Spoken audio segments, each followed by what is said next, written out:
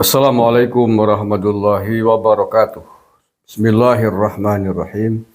Alhamdulillahi rabbil alamin. Allahumma sholli ala sayyidina Muhammadin wa ala alihi wa sahbihi ajma'in wa la hawla wa la quwwata illa billahil aliyyil azim. Amma ba'du. Saudara-saudaraku yang saya cintai, saya banggakan, pada video kali ini ingin saya memberikan sumbangsih saran, masukan kepada Pak Lutfi bin Yahya dan kelompoknya, Pak Masyhudi CS, orang-orang atau para kiai, para pengurus thariqah yang masih pro dan masih percaya dengan Pak Lutfi bin Yahya terkait dengan kepengurusan Jatman.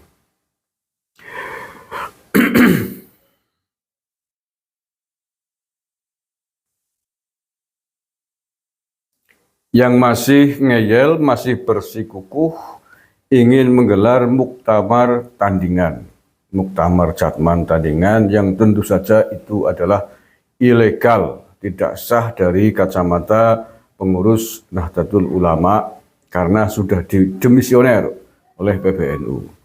Nah, solusinya menurut saya, ini saran saya nih, masukan saya Pak Masyhudi, bentuk saja badan muktamar baru atau lembaga muktamar baru yang bukan Jatmannya NU. Ya apa sajalah, silakan. Silakan namanya mungkin Jamiah Ahli Thariqah Al-Yamaniyah misalkan, atau Jamiah Thariqah Al-Alawiyah misalkan. Kayak Pak Lutfi bin Yahya kan sudah mulai beli thariqahnya Thariqah Alawiyah itu. Ya sudah, bentuk saja organisasi perkumpulan ahli thariqah yang sepakat, yang pro, yang mengikuti thariqahnya Pak Lutfi bin Yahya. Jamiah Ahli Thariqah Al-Alawiyah misalkan.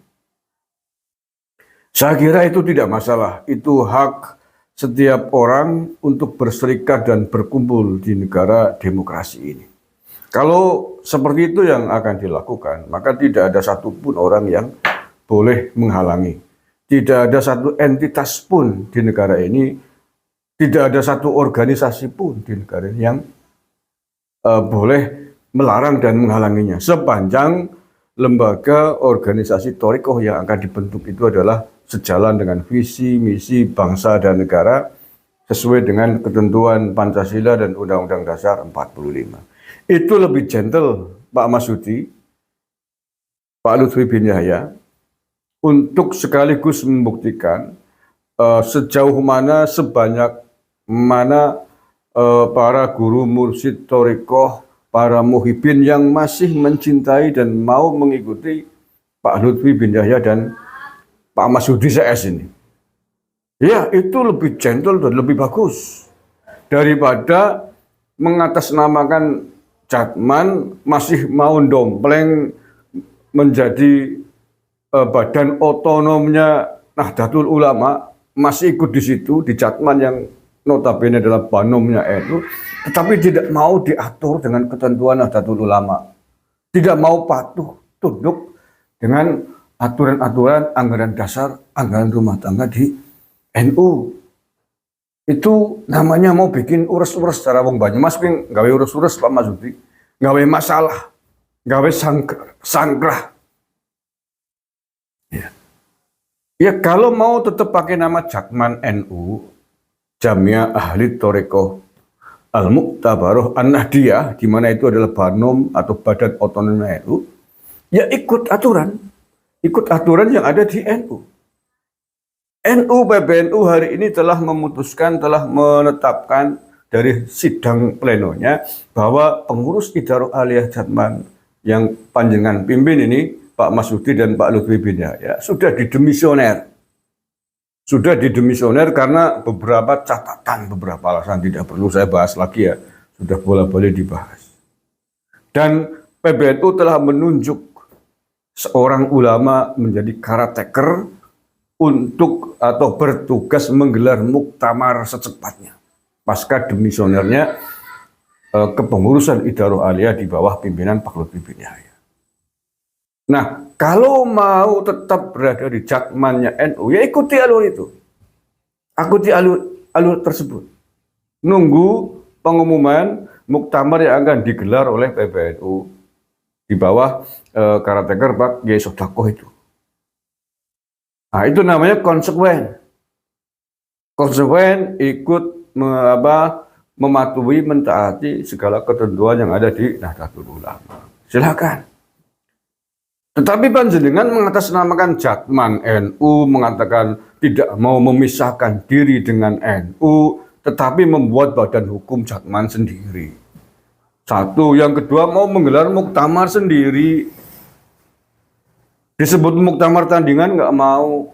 Itu namanya muktamar tandingan, Pak Masudi. Itu namanya ilegal, muktamar ilegal. Itu adalah muktamar dalam rangka pembangkangan kepada induk organisasinya Nahdlatul Ulama. Masa yang seperti ini harus dijelaskan, Pak Masudi. Panjenengan doktor, bahkan saya sebut profesor doktor. Sekjen Jatmanya Pak Lutfi bin Yahya. Oh ya, dalam kondisi seperti itu masa disebut muktamar tandingan? Tidak mau. Kayak gitu masih menyebut bersinergi, masih mau mengatakan satu kesatuan dengan NU. Itu artinya panjenengan ngomongnya ngulon, Pak Masudi, tetapi berjalan ngetan. Panjenengan mengatakan kita bersama dengan NU tidak akan berpisah dengan NU. Ngulon bareng teorinya, bareng arahnya NU. Tapi prakteknya Anda kemudian jalannya ngetan. Kan orang ketemu. Kalau panjenengan mengatakan Jatman tidak akan memisahkan diri dari NU, ya ikuti. Patuhi apa yang telah diputuskan oleh pengurus besar Nahdlatul Ulama terkait dengan Jatman ini.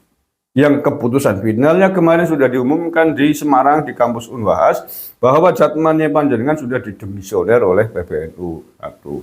Yang kedua, Jatman membuat badan hukum sendiri sedang dipersoalkan, itu tidak benar. Yang ketiga, PBNU telah membuat atau menunjuk seorang caretaker untuk menjalankan tugas pembentukan atau muktamar Jatman berikutnya yang akan diadakan kalau tidak salah di kampus Unwahas kalau nggak ada pembatalan.